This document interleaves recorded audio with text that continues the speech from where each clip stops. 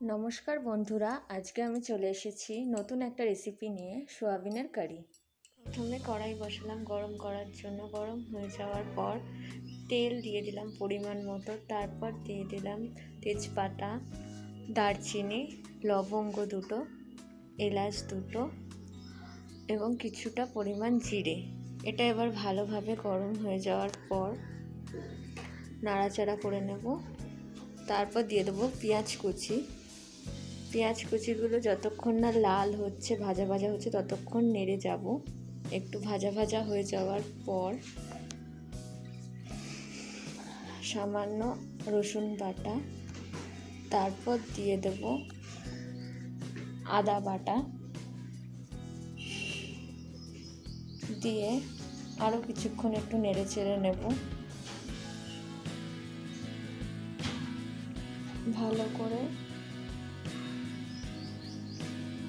তারপর দিয়ে দেবো পরিমাণ মতো হলুদ,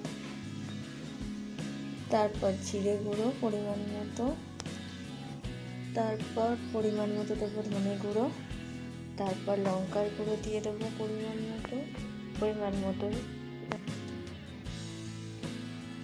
পরিমাণ মতো কাশ্মীরি লঙ্কার গুঁড়ো দিয়ে যাতে কালারটা সুন্দর আসে সেই জন্য দিয়ে দিলাম। তারপর অল্প একটু জল দিয়ে দেবো যাতে কষার সময় যাতে কড়াইতে লেগে না যায়।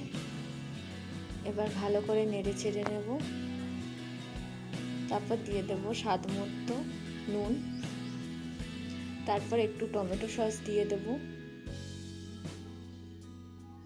দিয়ে সেদ্ধ করা আলুগুলো ওর মধ্যে ফেলে দেব। তারপর আলুগুলোকে নেড়ে নেব কিছুক্ষণ ভালো করে। তারপর দিয়ে দেবো সোয়াবিন দেওয়ার পরে আরও বেশ কিছুক্ষণ নেড়ে নেব।